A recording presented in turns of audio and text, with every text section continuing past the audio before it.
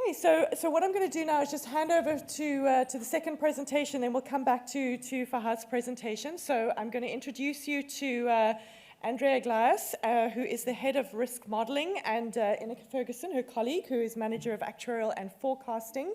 And I'm going to try and say it at Toka Tū Ake, right? Okay, EQC, which stands for, well, I'll let them tell you. So they're going to talk a little bit about the experience in New Zealand, and I think this is a really excellent case study for us in terms of the opportunities for public-private partnerships in addressing some of the protection gaps that we've seen emerging from some of these risks. So looking forward to this one. Thank you.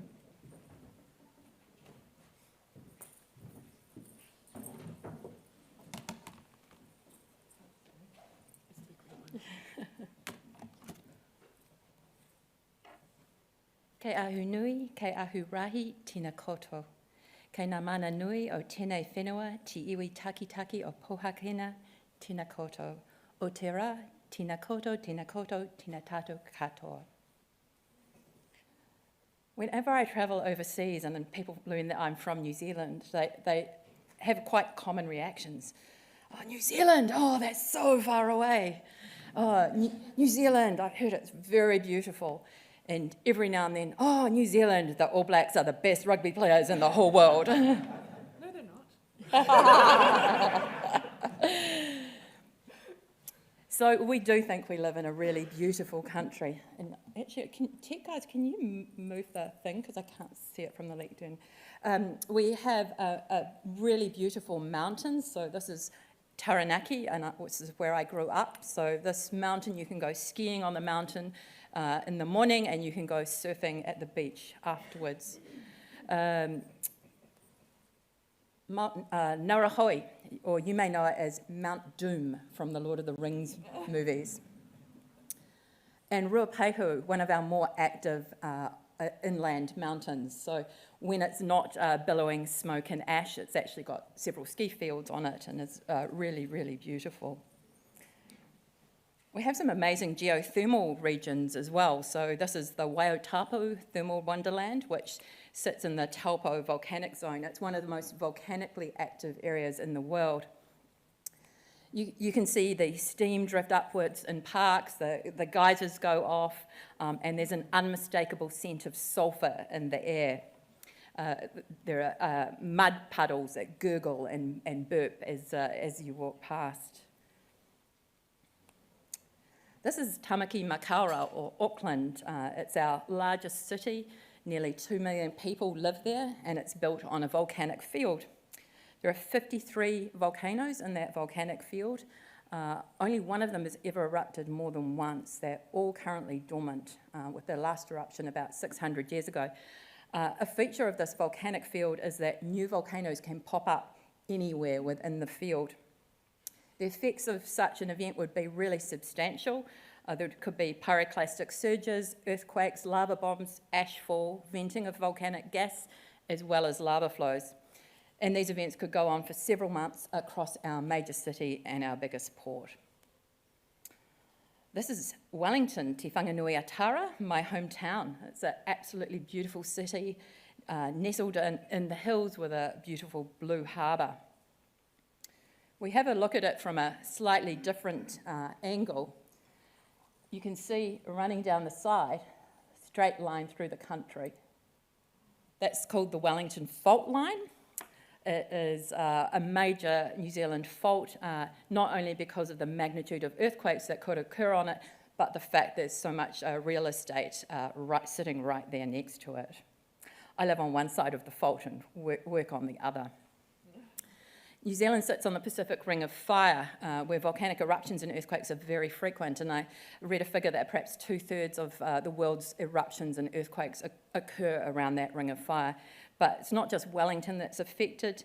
Tokyo, Jakarta, Manila, Vancouver, San Francisco, Los Angeles, Mexico City, Lima, and Santiago de Chile are also all in this zone.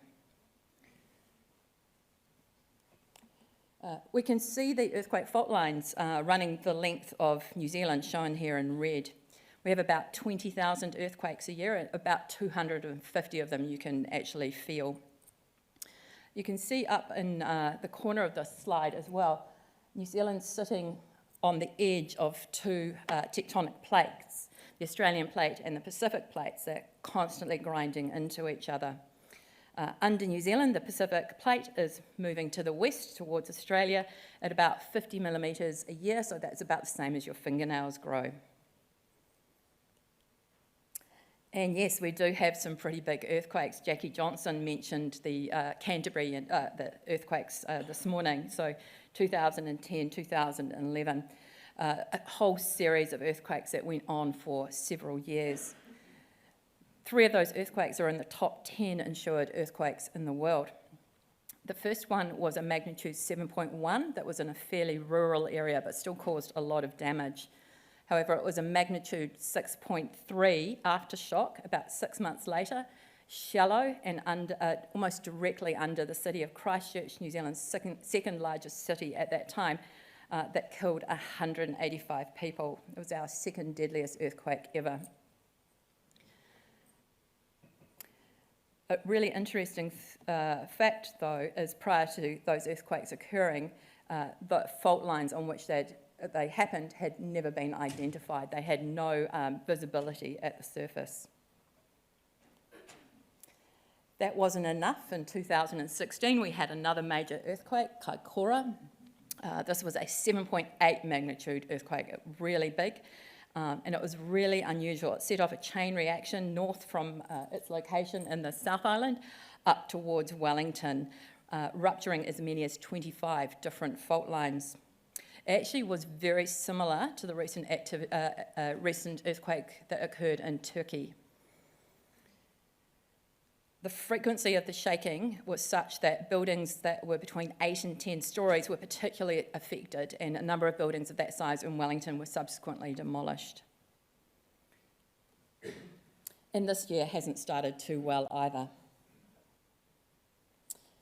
So hopefully I have established our problem statement. How do we ensure New Zealanders have access to affordable home insurance? In 1945, after a decade of quite big earthquakes, a decision was made to set up a national insurance scheme. That scheme's funded through a levy, which is collected with your private home insurance premium. It's backed by a Crown guarantee. So that scheme is run by our organisation, Toka Tū Ake EQC, formerly known as the Earthquake Commission, and shortly to be known as the Natural Hazards Commission, to better reflect what we do. It's a Crown entity, it has a board of commissioners, and it is accountable to a minister within the government. The levy is community rated, and it's probably quite an important part of the scheme design. We cover a range of different perils, earthquake, tsunami, volcanic activity, geothermal activity, and landslide. And we provide cover for the land around your house for flood and storm damage, as well as those other perils.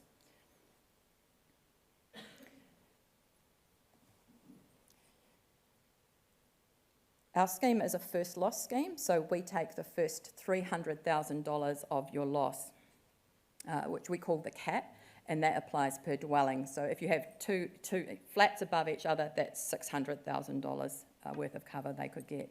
Private insurers take the cover above that $300,000, and they cover things that aren't covered under our Act, like a swimming pool, for example. The top right of the slide, I've dropped a couple of figures to help you understand the costs. So if your house is worth more than the $300,000 cap to rebuild, then the maximum you pay us is $480 plus goods and services tax. That's at a rate of 16 cents per $100 worth of cover. And for context, a moderate-sized house might have an insurance premium of around $1,600. It is community rated, and sometimes that can be a little divisive. People think because of our name of the Earthquake Commission that we mainly cover earthquake risk, and historically we probably have, but natural perils can occur anywhere across the country, and our scheme is really designed to be intergenerational. So although Wellington has always been known for having a lot of earthquake risk, and people talk about a Wellington earthquake as the thing that might happen, it was actually Christchurch that had the biggest quake. so far. So how much do these quakes cost us? I got my team to have a look through some of our historic earthquakes.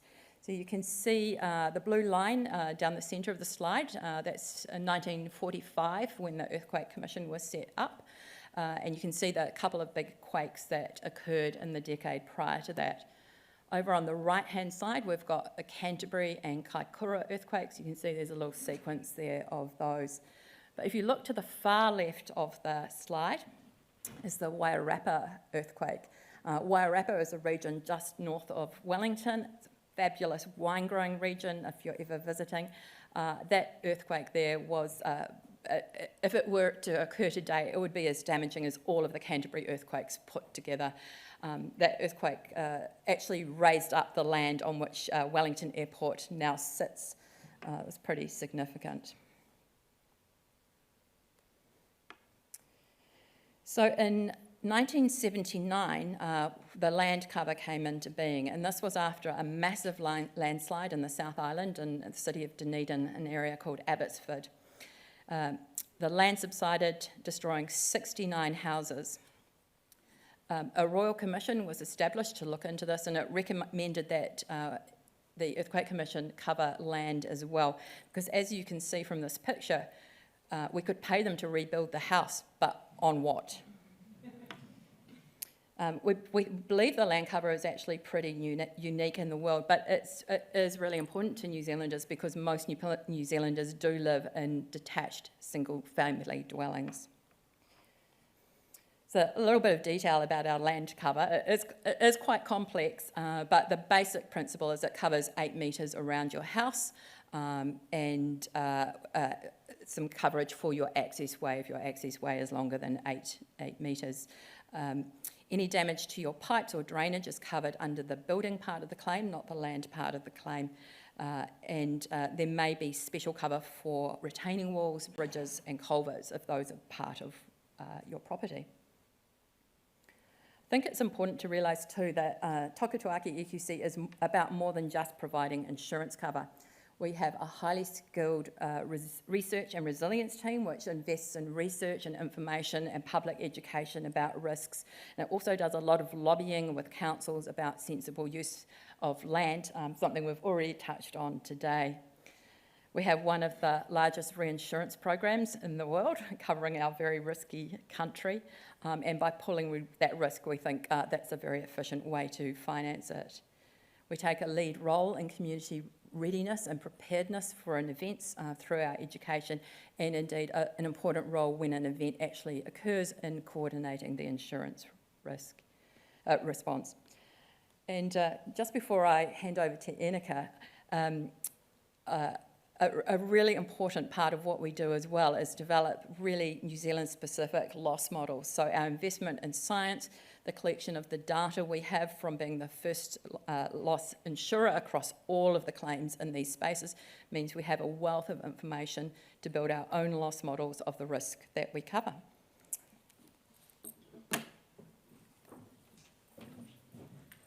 Thank you, Andrea. That was a great overview of our beautiful country and the Toka Tū Ake EQC scheme.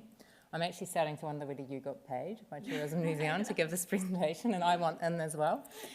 So I'm going to talk about global insurance coverage for earthquake, and then I want to show why the Toka Tū Ake EQC scheme really benefits homeowners when it comes to recovery from a natural disaster event.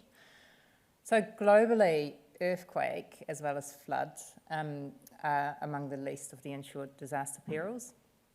Since the beginning of the century, a staggering 85% of all reported losses, earthquake losses, have been uninsured. Kind of surprised me, but then I looked at this chart that I've got up here showing 10 of the costliest earthquake events that have happened since 1980. And from that you can see that some of these events really have a very high portion of uninsured losses. It's only the Chile 2010 earthquake and the Northridge 1994 earthquake that had insured portion of losses of over 20%. And then on the right-hand side, there's the Canterbury earthquake events that actually had more than 60% of their losses insured. Now, the high level of uninsured losses tends to actually come from underinsurance of residential and public sector assets. So I just want to focus on the residential portion of that. Residential earthquake coverage tends to be provided by private insurers or through public schemes, or actually quite often also a combination of both. Now, many countries' governments are involved in schemes that provide cover for risks such as earthquake, tsunami, and volcano, and these schemes tend to be set up after a major event has happened. So after the 94 Northridge earthquake, the Californian Earthquake Authority was set up, and similarly in Japan, the Japanese Earthquake Reinsurance Scheme. I think that was in the 60s. However, despite these schemes, most earthquake-prone countries still see very low coverage levels for households when it comes to earthquake insurance. And on this graph here that we've got 29 countries and regions that are prone to earthquakes, and only about a third of them have got insurance penetration rates greater than 40%. New Zealand is one of the countries that stands out on this graph. It's got over 95% of households, or around 95% of households, having cover for earthquakes. Now, this high level of coverage is purely because of the existence and the design of the Toka Tū Ake EQC scheme. Now, obviously, the level of cover that households have is very important when it comes to recovery post-event. Very stressful situation if your house is damaged and you realise that you actually have very limited cover, even though you never imagined that could happen to you. Financial hardship can be very severe, and for most people, their family home is actually their most valuable asset. So to give you a picture of the potential hardship that people could face after an event in different earthquake-prone cities, this here shows the proportion of households in the various cities that could be faced with 1.5 times and 2.5 times losses, 2.5 times their median income. So that's the blue bar and the grey bars. This analysis used the loss distribution of the Canterbury earthquakes together with assumed insurance penetration rates in these different cities. Now, interestingly, when we compare this, we see that the hardship levels faced in New Zealand are relatively low compared to these other cities. Even though people do have insurance there as well, there's often high deductibles or low limits on cover, usually to obviously make the cover affordable. And homeowners themselves might opt to limit their cover just to keep their insurance costs down. So we're saying the scheme works really well, and I just want to talk a little bit about why it works so well. Well, to start off with, the scheme is compulsory and it's community rated. And because everyone participates, there is no anti-selection, and that actually makes it more affordable for everyone involved. And as Andrea already mentioned, the scheme is in effect an intergenerational scheme, and Toka Tū Ake EQC built up funds for over 60 years before these were eventually depleted after those Kaikoura and Canterbury events.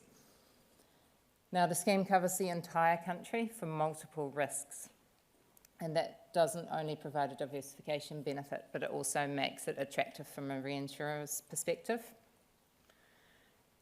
There's also still plenty of risk left for the private insurers to play a role in cover for these perils. And it actually, having the scheme reduces their overall exposure, which is important for meeting the solvency requirements. When it comes to costs, being I guess we could call ourselves a state insurer, we don't have a requirement to hold capital, so we don't have to provide a return on that capital or pass any profits to shareholders, meaning that the cover we can offer is cheaper than it would otherwise be. And then finally, having a national solution in place makes it easier to implement a government-led response post an event. And an example of that is the Canterbury Homes Repair Program that was set up after the Canterbury earthquake sequence. Under this program, instead of cash settling homeowners for the damage to their properties, a managed repair program took care of these repairs, which meant that households individually were not competing for scarce resources like labour and materials, keeping a little bit of a lid on the demand surge inflation. And actually, AIR did a study in 2019 in which they concluded that Toka Tū Ake EQC had been largely successful in limiting this demand surge inflation after Canterbury. So I think all these factors come together to create a strong and effective scheme. But as with anything, there are some criticisms. So the nature of it is that the scheme is compulsory and the levy is uniform in nature, and that is meant to ensure that everyone contributes fairly. But it can actually make it a little bit tricky for individual homeowners to assess the true risk and costs associated with their own properties. So some critics are concerned that that kind of gives the wrong signal and means that people will continue to build homes in these high-risk zones. But in all reality, there are already many homes in these high-risk zones, and I think it's important to provide some form of coverage for these people to reduce the impact in the event of a natural disaster. It's all a bit of a balancing act, really. And as Andrea already mentioned as well, part of the levy does go into research, so we can actually gather important information and share this with New Zealanders, just giving them the knowledge to make informed decisions. So our goal is to have New Zealanders build stronger homes on better land, and we work with local authorities to influence their land use planning decisions to achieve this goal.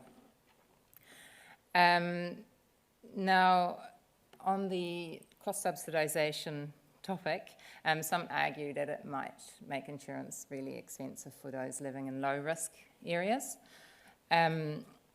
But the idea behind this cost subsidisation is to promote fairness and social equity by ensuring that insurance is available for everyone. And as Canterbury showed us, not all risk is known or that well understood. And the nature of these major disasters is that they are intergenerational. And then there's the impact on the private insurance market. I think it would be nice to just pick and choose the risks, you're right, but that doesn't work with the scheme being the way it is. We take the same amount of cover for every property. So that first loss nature means that there is more volatility left in the share of risk taken on by the private insurers, just causing their books to be more volatile than they potentially otherwise would be. So I think, yeah, at the end of the day, it's all about finding a balance here. We want insurance to be affordable and accessible and fair to all, and we also want to make sure that our insurance system is stable and sustainable. So after that, our country sounds super risky. If you do visit, you can actually... My Tourism New Zealand slide went. You can partake in plenty of risky activities. And if you do hurt yourself doing any of those things, we have an accident compensation scheme public as well. But I think that's a presentation for another day.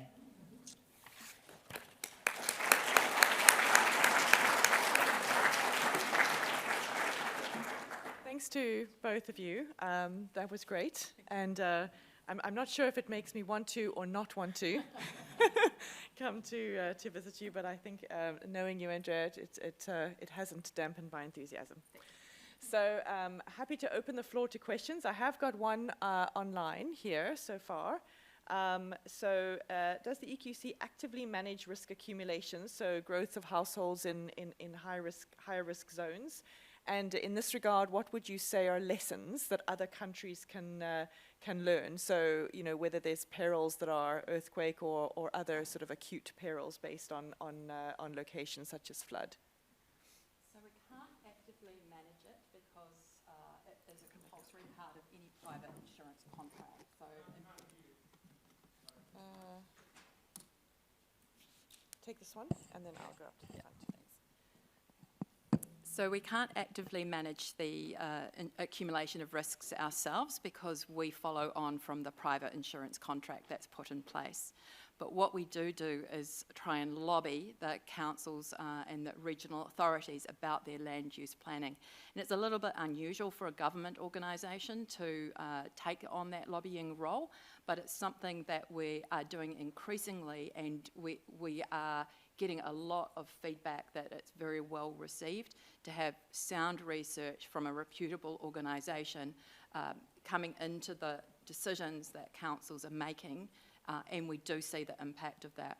We've seen changes to planning decisions to move intensification out of areas that have high natural peril risk.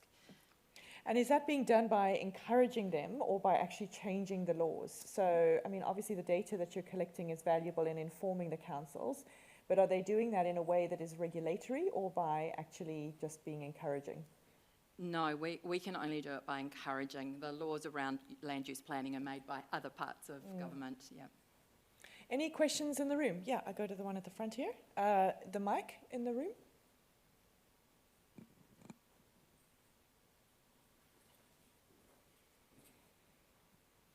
Yeah, my name's Brett Ward from Insurance Australia Group. Thanks very much for the presentation. Please take this question the right way. It's always good to start a question with that way and so on. Now, you stated that there were 185 deaths associated with the Canterbury earthquakes. That's unacceptable. In Australia, we had a few dozen deaths associated with the Lismore floods. That's unacceptable.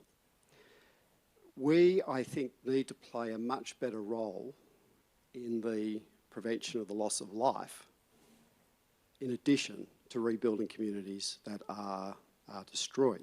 So, and I know the presentation wasn't about that, but if you do you have a few words about the management of the risk to life that might be sort of valuable lessons also for the insurance industry elsewhere? Yeah, and I think this one, does this actually work? No. Yeah, no, it does, yeah. Good. I think with this one that ties back a bit about how no one thought there would be an earthquake event in Canterbury. And so those losses, that was very unfortunate, but it was on reinforced masonry that fell on a bus. That was a lot of the deaths in one big office block. So I think working probably to have stronger buildings. So some of that levy goes into a lot of really interesting research that's being done at universities around New Zealand around buildings and how they behave in these earthquakes. And they're designed to preserve life, which does actually mean that they're more damaged, but that is the focus of that. So I think for us, funding that is really important. Yeah. I was just going to build on Ineke's part about the building design. So one of the issues we really have with insurance affordability in New Zealand is that the building code has been designed around protecting lives. And so after a big event like Kaikoura, what we saw in Wellington was nobody had died in any of the buildings, but the buildings were being and had to be demolished. And we have really high building codes. A lot of landlords get notices saying your building's not strong enough now. Given what we now know, you need to strengthen it. And a real issue for the landlords is they strengthen the building, improve its earthquake resilience, but the insurance industry doesn't reduce their premiums because there's still a significant amount of risk to the building, and the code is focused around the life risk. So, a work in progress. And maybe while we pass to the next question in the room, a question online here about the data sharing. So is there some relationship with the private insurers in terms of data sharing? And maybe just indicate in the room the next question. Yes, so in 2021, we entered a partnership with the vast majority of private insurers in New Zealand. They now manage our claims on our behalf, and the data comes through to us electronically. They also agreed to share exposure data with us, so we have that as well to help inform the work that we do. However, Toka Tū Ake EQC, as part of government, is actually pretty open about sharing its claims data. If you have a great research reason why you need it, you can write to us and we can look to give it to you. I'm pretty sure most of the models in the whole world that for liquefaction are based on our data from the Canterbury earthquakes, because there was such evidence of liquefaction and we had such an amazing claim data set for that, for example. Excellent. I thought there was a question in this area in the room, one in the middle over here. Just keep your hand up. Was there a question there? Oh, no, changed your mind. Okay.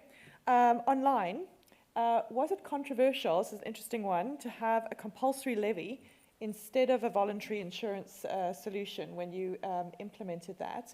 And has there been, I was thinking, is there any pushback against the voluntary levy, particularly on a community-rated basis where people realise that they're cross-subsidising, those in higher risk areas are being cross-subsidised by those who may have made the choice to be in lower risk areas? Well, I can't speak for what happened in 1945, I'm sorry. So we do occasionally get pushback, and particularly Auckland has low earthquake risk. A lot of people live there. They feel that they're subsidising Wellington, which has high earthquake risk. And that's part of the reason we're changing our name to Natural Hazards Commission, because we cover more than earthquake. And the picture I showed you of Cyclone Gabrielle, we've actually had unprecedented rain and flooding in the upper part of the North Island. We've got so many claims from the Auckland region at this very moment. So I think people are starting to realise that we do cover, a vast array of damage across the whole country, and that does help make it better. But, people who are only paying a few $100s and now for their insurance premium, now they've got our $500 levy in there. It is hard, but it's part of that social contract that we're trying to establish. And it's interesting how, events like COVID as well demonstrate the importance of that social contract. Yeah, they do. And I guess the other thing is, and particularly in the context of risk-based pricing and, not having people suggesting that community rating is a bad idea because you lose the risk-based pricing. After a big disaster, the inflow of the insurance money is the best way and the best time to actually change what you're doing. So we saw this after the Canterbury earthquakes, and Jackie mentioned it this morning. A whole sheaf of Christchurch City was deemed to be they're called a red zone. All the houses, basically, the insurance was paid out. People all had to move out of that zone. So there were a few people who didn't want to, but most of the services were cut off. If you fly over the city now, you can see trees planted and hedges and where these properties used to be. But it was the insurance money coming in, and thank you to all our international reinsurers in the room, that actually meant that the cash was available to make that really sensible decision to just move that whole community. Thank you very much. I think it's an excellent lesson in how insurance and that social contract can work together. Thank you.